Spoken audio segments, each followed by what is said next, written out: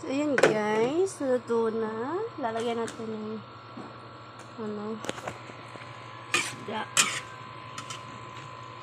So, konti pa, medyo hilaw-hilaw pa guys.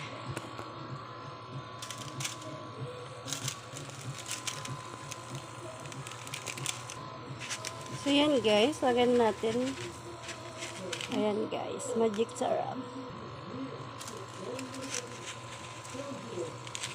Ayan guys. Magic syrup.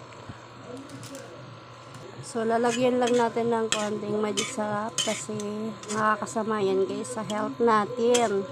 Kailangan konti lang.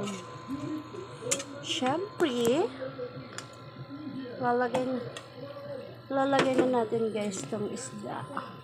Ayan. So, ayan.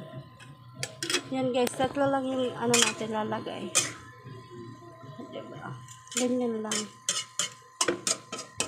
So, dahil luto na yun guys.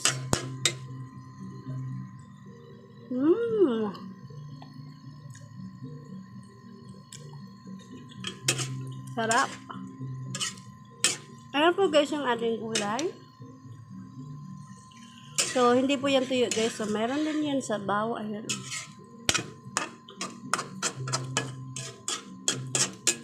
Diba? Ganyan lang po guys pag luluto.